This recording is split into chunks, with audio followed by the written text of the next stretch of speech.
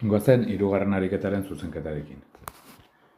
Enuntziateo behiratzen badugu, lehenengo ikusten duguna da angelua konpasatze egin behar dugula. Gero zuzenki arteko erlazioak eta haien neurriak ematen zaizkizu, hementxe dauzkagu, neurri guztiak. Eskala naturala da hurrengo kontzeptua, bat eskalan, beraz ez dugu neurriak aldatu beharrik. Marraztu krokis honetako poligonoa. Krokis izango da beste hitz klabe bat. Krokisetan gogoratzen duzuen bezala, ematen dizkiguten zenbakiak eta kotak egokiak dira, angelu guzti hauek balekoak izango dira, eta neurriak ere siniz ditzakegu. Berdin esan dezakegu vertikal eta horizontal lerroekin, eta baita ere alineazio kasuak direnean, adibidez hemengo honetan. Naiz eta 45 gradutan izan, bai siniz dezakegu hemengo hau eta hemengo hau lerrokatuak egongo direla adierazten den bezala. Goazen ariketa eskatzera. Lehenengoa, A neurri hartu beharko dugu konpasean, eta zuzenera eraman. Neurri hau aldatu beharri gabe, hasi gaitezke arkuak marrazten. Zertarako, lehenik eta behin, 90 graduko angelu atera nahi dut hemendik gora. Eta horretarako, hiruki bat, bigarren hiruki bat, eta hirugarren hiruki bat marraztuko ditut. Eta hortik lortuko dugu gero C bilakatuko den zuzena. Fijatzen bazara, hemengo hiruki hau eta hemengo hiruki hau erabiliz, lor dezakegu angelu honen erdikaria. 60 eta 30 dauzkagu, behar duguna 15koa da, beraz, neurria aldatu beharri gabe, oraindik ere konpasean A daukagula, hemen eta hemen ziztatuta, lor dezakegu 15 graduko erdikaria. Lehenengo erdikaria honen ondoren, egin beharrekoa dugu hurrengo erdikaria. Alegia hemen 45 graduko lerroa marraztuko duena. Arkua marraz dezakegu.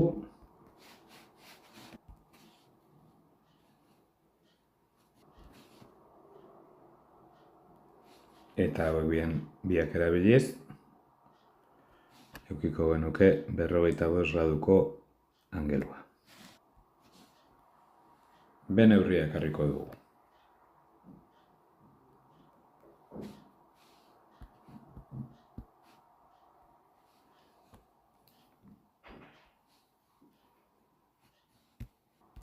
B neurriaren amaieran, 30 graduko lerroa egin behar da. Hemen kalkulatu dugu, beraz ez nuke arazorik edukiko 30 graduko hori ona transportatuko bazen dute konpasa erabiliz adibidez. Neurria hartu, ona eraman, beste neurria hartu, ona eraman, eta listo. Ikusten duzue, luze marraztu duela. Oraindik ez baitakit non kokatuko dugun D neurria.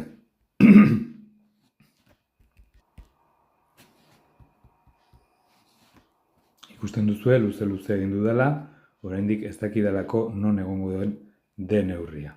Berez, hemen nonbait beharko luke.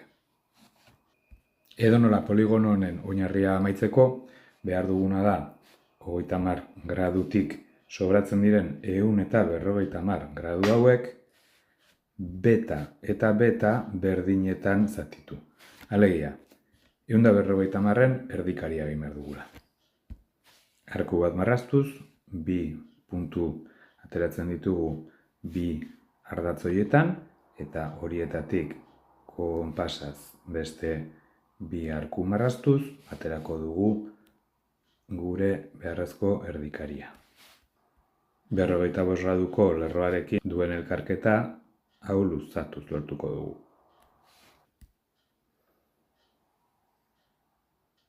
Gorantz eraikiz jarraituko dugu, orain C kokatuko dugu vertikalean. C esaten digute A gehi B neurria dela, guzti honen ekibalentea. Ohiko akatsa da C marrazten hastea hemen betik gora. Eta kontu handiz egin behar dugu C ez baita B-an hasten, baizik eta hemengo lerro honetan. Beraz, hortxe kokatuko dugu C. Zetik eskuineruntz 90 gradu marrazteko metodo ezberdinak erabil daitezke, baina kasu honetan erabilgarriena mutur batetik pasatzen den elkartzutaren teknika erabiltzea. Alegia, ariketa asterakoan erabili dugun berbera. Zergatik? Hiruki hauek berak 90 graduko elkartzuta erakusteaz gain, hurrengo angelua marrazteko balioko digutelako. Hemen 60 marraztuta, hemen 30 gelditzen direlako. Eta 30 horrien erdikaria bilatzean 15 gelditzen dira alde honetan eta 75 beste honetan, ematen diguten datua alegia. Lerroa luza dezakegu, beste lerroa bere luzatzeko, ariketak krokisean dioen bezala. Poligonoa izteko eskuinaldeko D eta E falta zaizkigu. E lortzeko neurria B-en oinarritzen da. Horretarako tales aplikatu behar dugu. 7 unitate berdinetan banatu behar dugu gure zuzenkia. Hau lotuko dugu zuzenkiaren amaierarekin eta lerro paralelo bat erabiliz, 1, 2 eta 3 zati hartuko ditugu 7 horietatik. Beraz, eren neurria hemengo hau izango da. Eta E ezagututa, jakingo dugu hemendik eta honako hau D dela. Poligonora bueltan, badakigu zuzen inklinatu honetatik behera distantzia D izan behar duela. Baina nola kolokatu hori, ez badakigu non elkar gurutzatzen duten bi zuzen horiek. Puntu jakin batetik pasatzen den lerro paraleloaren teknika erabili behar dugu. Badakigu D distantzia, beraz, D distantzia hori vertikalean kokatuz gero, hemen adibidez, D. Arku zabal bat marraztuko dugu hemen ziztatuz, beste alderaino. Hemen sortutako puntu horrekin, distantzia bera, konpasa distantzia bera irikita, beste arku zabala irikiko dugu. Lortu dugun puntu honetatik eta hasierako D neurrira, hartuko dugu konpasaz, eta eramango dugu eskuineko arku horretara.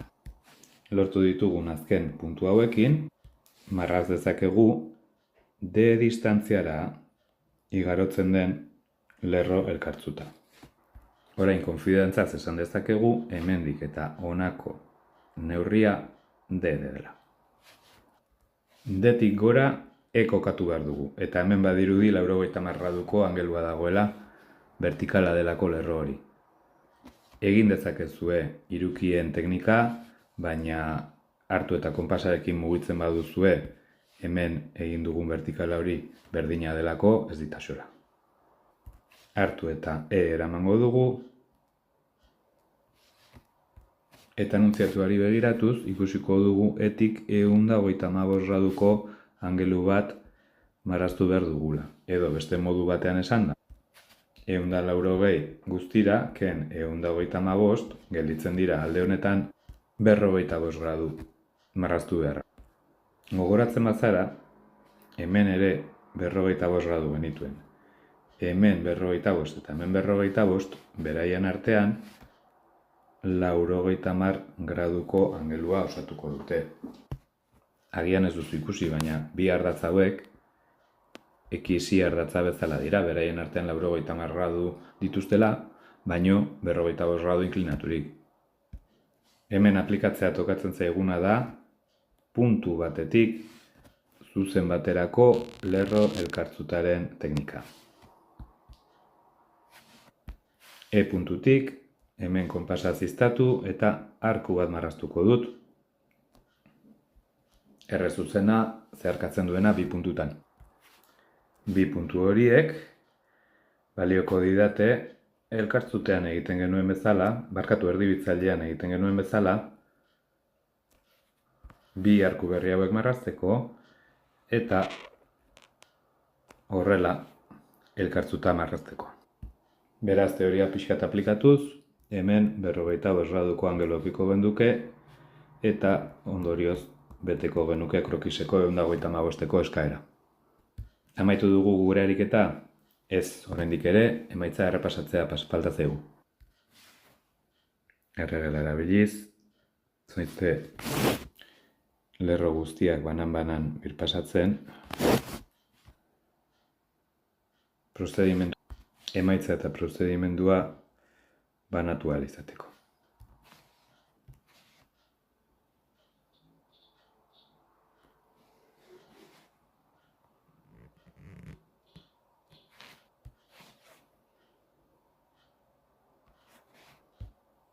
Hauxe litzateke gure ametutako ariketa.